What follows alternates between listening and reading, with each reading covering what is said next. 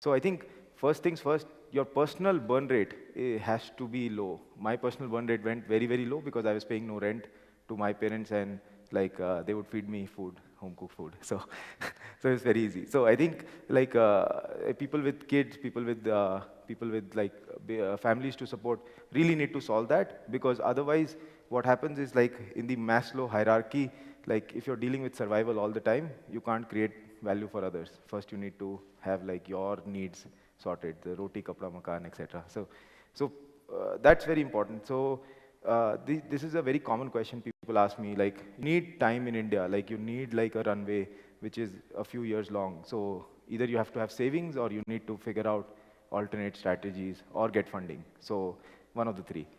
Uh, the other part is like the the aspect of what skills you have, right? Like if you know programming and you know how to build a product, if you're building a software company, depends on which kind of company you build, right?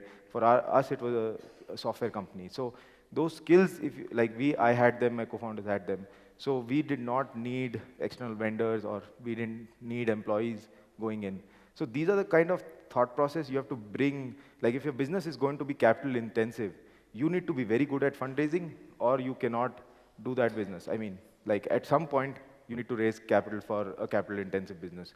And I can, as your businesses grow, you'll need more capital, but hopefully that follows with the growth of your business. So coming back to how to start, when to start, if you have a very clear framework that, hey, I have 2 years or 3 years or n number of years where I can sustain myself or our team can sustain itself without like dependency on others, that's actually a very great place to start. And then second thing people can focus on, and this YC talks about a lot, you get to what they call as ramen profitability, which means like you get to a place where you have free cash flow. And so this can happen in businesses which generally start to throw cash. So again, B2B businesses are more friendly to this than B2C. So yeah, when you are starting out, like if you're thinking about these things in a fundamental way, it'll help you avoid failure or like doubt or fear later in your journey. So all startup journeys are tough. Like there is so much pain.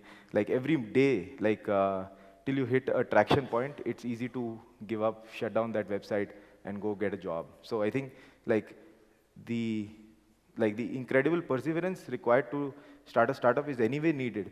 I am going to give you just coping strategies for a bit. So the other one which I thought like was things which I did well was I actually made non-startup and non-technology friends. So that really helped because they didn't care about how successful or how like badly I was doing. They didn't care at all. So I picked up a sport called Ultimate Frisbee, which is a very niche sport. Almost nobody in India plays it. I used to play it in the Bay Area, in Silicon Valley, and so I just found a team in Delhi which was playing this sport. So niche sports are like a startup, like in that sense.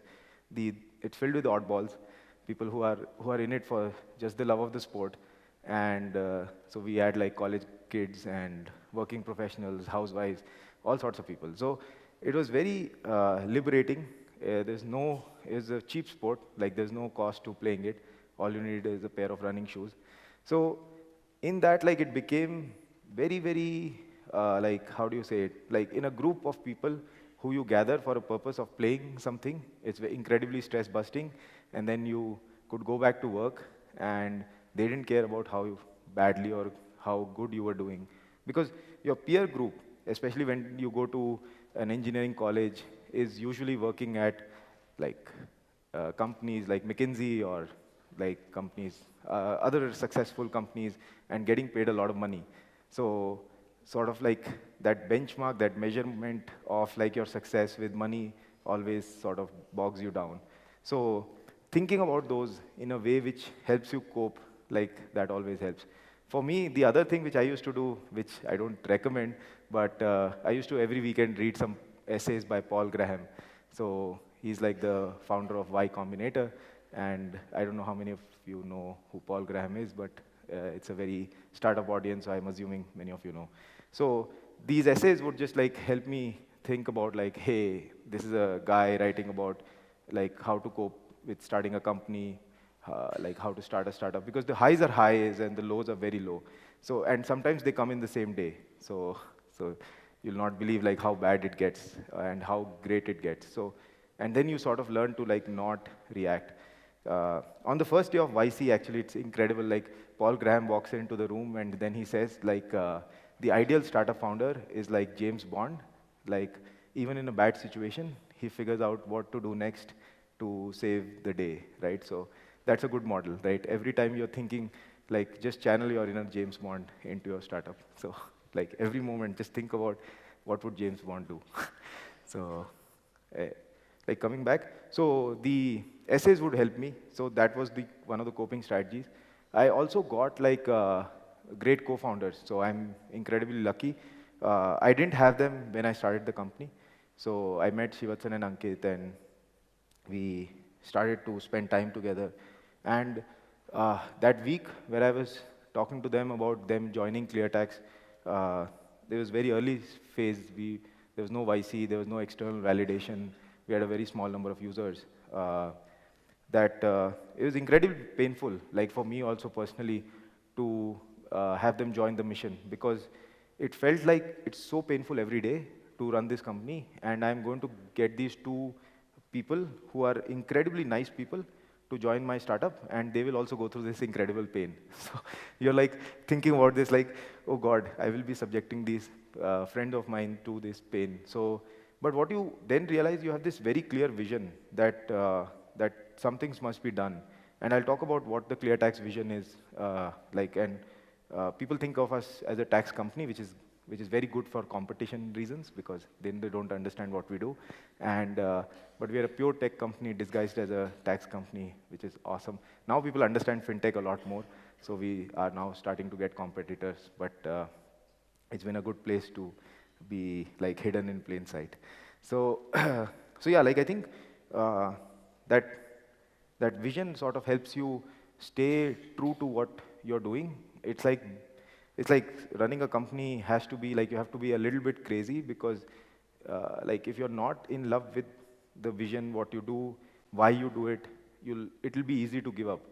There will be so many bad things that will happen to you that you'll be like, why am I doing this? So the why am I doing this will get like in your face every day.